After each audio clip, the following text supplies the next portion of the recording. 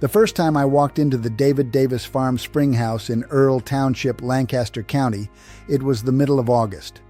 I expected damp stone and a little shade. What I found instead changed something. The road outside shimmered white. The hayfield smelled sweet and dry. My shirt stuck to my back before I reached the door. Cicadas were screaming in the trees, and the air over the gravel yard felt like an open oven. Then I stepped inside. The light dropped first, then the smell changed. Wet limestone, cold iron, running water. The floor held the kind of chill your ankles notice before your mind does. I stood there for 11 minutes looking for the thing I thought had to be hidden somewhere. The compressor, the vent, the line set, the breaker box. It was not there. And that was the moment I understood I had been wrong about cooling. I had spent years believing the lie you were taught to repeat without thinking. If you want real cold in summer, you need a machine. You need refrigerant. You need a contractor. You need a monthly bill. Standing in that stone room, I watched water slide through a cut channel. The milk shelves were still cool to the touch. I realized the cheapest cold in America still comes out of the ground before it ever comes out of a vent. That realization did not happen in a lab. It happened in a building older than your thermostat. A building shaped by people who never had any reason to confuse complexity with intelligence. The room was quiet enough to hear the water turn at the corner. No fan wash, no condenser chatter, no startup surge, just temperature, held, reused, respected. I went back the next week. Then again in September. Then again the following summer, when the fields around Strasbourg were yellow and the barns smelled of cut tobacco. Each time, I noticed the same thing. The buildings that stayed livable longest were not the ones stuffed with the most equipment. They were the ones that borrowed the earth first and paid the grid last. One afternoon near Mount Joy, I asked an older builder a question. Why did modern houses feel tired by noon, even with bigger systems? He smiled, looked at the hill behind the house, and tapped the soil with his boot. Then he said, "People stopped using the part that never sends a bill." That sentence stayed with me. Because once you see it, you cannot unsee it. Every summer day starts as a negotiation. It happens between your walls, your roof, your windows, and the 60 inches of earth beneath your feet. Most houses lose that negotiation by breakfast. Not because the physics are hard, because the design was handed over to people who make money when your solution hums, leaks, breaks, and gets replaced. I've been going back to Lancaster County every summer for 3 years. And every time I find something the building industry forgot on purpose. What I'm about to show you is not a trick. It is not survival fantasy. It is not one of those miracle gadgets that saves 12 cents and steals your weekend. This is a ground-coupled cooling method. It can turn brutal outside air into stable intake air with almost no electrical demand. It works because the soil below frost line does not care what the afternoon forecast says. In a working setup, a buried line sitting 6 to 8 feet down can deliver air in the mid-50s to upper 60s. The exact result depends on climate, pipe length, and humidity. That sounds impossible until you remember one fact. The earth below you changes slower than the weather above you. Always. Modern builders treat that fact like trivia. Older communities treated it like infrastructure. They banked dairies into hillsides. They ran water through stone channels. They dug storage below frost line. They oriented openings for pressure, shade, and drainage. They were not improvising. They were reading the landscape like a manual. The result was not theoretical comfort. It was measurable. Food lasted longer. Milk stayed sweeter. Work moved indoors when the fields turned white with heat. Women could churn butter without racing the sun. Children slept in rooms that did not trap the day. The building did part of the labor. Imagine that. And yes, this works, even if your house was built 50 years ago. Stay with me. Because what I found in Lancaster County, uses the same physics the Persians used. They stored ice in desert heat 2,400 years ago. The science here is embarrassingly simple. Natural Resources Canada says that once you get deeper than 2 meters, soil temperature stays fairly constant. It tracks close to the annual mean air temperature. In plain English, the chaos stops a few feet down. The surface swings. The deeper ground remembers. That matters because moving air through a buried tube turns the earth into a heat sink. Hot summer air gives up energy to cooler soil along the pipe wall before it reaches your house. Think of a car radiator in reverse. Instead of dumping engine heat into outside air, you dump outside heat into the ground. The Air Infiltration and Ventilation Center collected field cases where earth-to-air exchangers dropped incoming air by 5 to 10 degrees Celsius. That is 9 to 18 degrees Fahrenheit. In one project, the maximum drop reached 11 degrees Celsius. Not marketing, measured air. Natural resources. Canada notes one more critical number. About 82 to 85% of the total temperature change happens by 34 meters of tube length. That is why short gimmick runs do almost nothing. The geometry matters. The depth matters. Drainage matters. Silence does not mean magic. It means the physics are doing the lifting. Now look at the input. A small inline fan drawing 38 watts can move enough air through a properly buried line. During peak summer conditions, that can deliver roughly 570 watts of cooling effect. That is a coefficient of performance of 15. For every 1 unit of electricity, you get about 15 units of cooling movement. A window unit usually lives around 2.8 to 3.4. It never changes. Nobody told you. Not your builder, not your contractor, not the man who sold you a bigger condenser when the old one wheezed. Because that gap is not a rounding error. That gap represents a massive market in equipment, installation, refrigerant, and service every year. And that is why you have never heard of this. I saw the living proof in Lancaster County first, but I recognized it more clearly in Holmes County, Ohio. I was outside Berlin on a wet July afternoon, and the lane was muddy enough to pull at my boots. When I stepped into a banked milk room beside a barn, the temperature fell so fast my glasses filmed for a second. I heard almost nothing. No compressor, no oscillating fan. Just a fly at the window screen and water somewhere behind the stone. Jacob, who met me there, laughed when I asked where the cooling started. He pointed at the hill, not the room.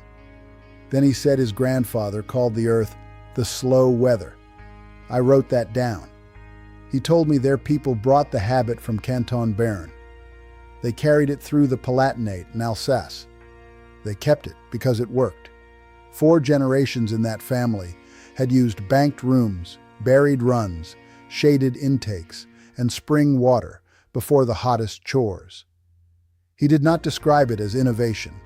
He described it as paying attention. That knowledge never disappeared. It was filed away. It was waiting. The Pennsylvania Historical and Museum Commission's Lancaster Plain study from 2010 says spring houses supported home dairying and food preservation. Its field guide says stone-lined channels and tanks were engineered to cool milk and perishables with running water. The record is still there. Take it back further, and the pattern becomes impossible to ignore. In ancient Egypt, wind-catching structures were already redirecting air through shaded interiors 3,300 years ago. In Persia, builders pushed the same idea farther by combining wind catchers with qanats and underground water. In Yazd, one working wind catcher at Dowlatabad still rises 33 meters above the garden. The principle never changed. Air slows, heat moves, mass absorbs. The BBC highlighted modern measurements from Zion National Park's Visitor Center. Passive cooling inspired by these old forms created an inside-to-outside difference of 16 degrees Celsius or 29 degrees Fahrenheit. The old builders were not guessing. They did not read this in a textbook. They figured it out the way all real knowledge gets discovered, by paying attention to what the earth was already doing. Every civilization that mastered desert heat arrived at the same answer independently. The Amish never forgot. They carried it from Canton Burn to Pennsylvania 290 years ago. They kept building it because it worked and because they never needed anyone's permission to do what made sense. Now comes the part that should make you angry. In 1902, Willis Carrier solved a humidity problem for Sackett Wilhelm's Lithographing and Publishing in Brooklyn with mechanical air treatment. In 1915, he turned that choice into Carrier Engineering Corporation. That decision did not just create a machine, it created a business model. Passive cooling threatened a future market that now clears $34.1488 billion a year in U.S. HVAC sales alone. The suppression was not one secret meeting. It was standardization.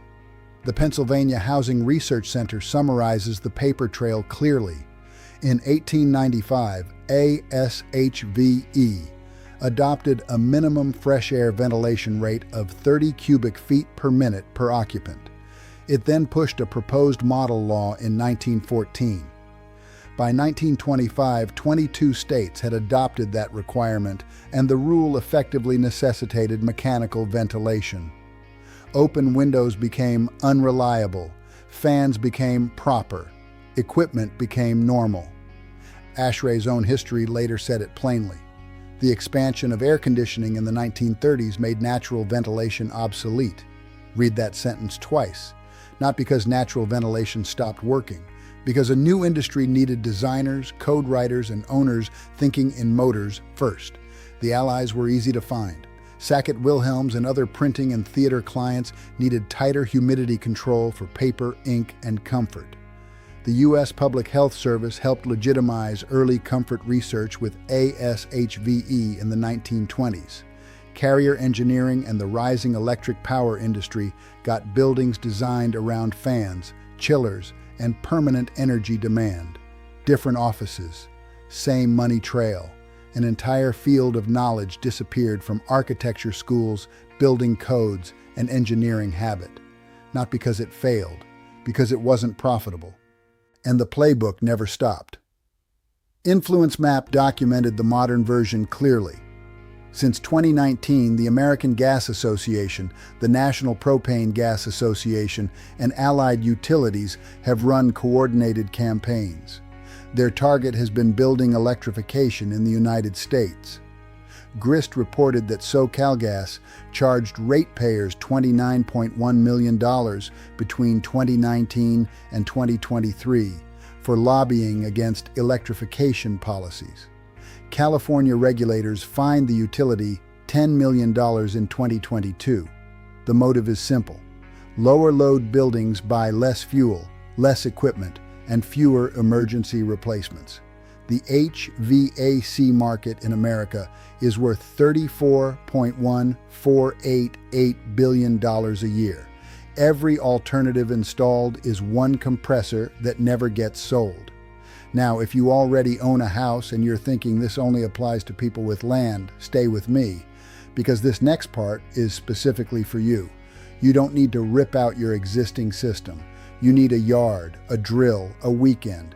Start where the earth is quietest. Pick the north or east side of the house if you can. Stay at least 10 feet from the foundation and 12 feet from any septic line. You want a trench 30 to 40 feet long for a basic retrofit. If your lot allows it, 60 feet works better. Dig to 6 feet in cold climates, or 7 feet in hotter zones. Below that, the temperature swing slows down enough to matter. Use a 6-inch smooth wall HDPE line or 6-inch Schedule 40 PVC if that is what you can source locally. Keep the inside smooth. Corrugated drain tile kills airflow and traps slime. A single run works, but 2 parallel runs of 4 inches each can help if you already own the fittings. Keep the total fall at roughly 1 to 60, which works out to about 8 inches of drop over 40 feet. That slope is your insurance. At the intake end, bring the pipe up with a sweep, not a sharp 90. Put the mouth at least 24 inches above grade. Cover it with 1/8 inch stainless mesh and a simple rain hood. On the house end, terminate into a plenum box or sealed window insert. Then add a 38 to 56 watt inline duct fan with a backdraft damper. You are not trying to blast air. You are trying to exchange it slowly. Bed the pipe in 2 inches of washed gravel, then backfill with the densest soil you have. Natural Resources Canada notes that compacted sand improves heat transfer by 12 to 28% over loose sand. If your soil is dusty, fill, wet it, and tamp in 6-inch lifts. Around the intake collar, seal with hydraulic cement or exterior butyl. At the low point, add a 1-inch condensate tee tied to 4-inch Schedule 40 PVC or a gravel sump. This part matters. A continuous drainage slope is not optional. Flat pipe causes standing condensate, mold, and sour air.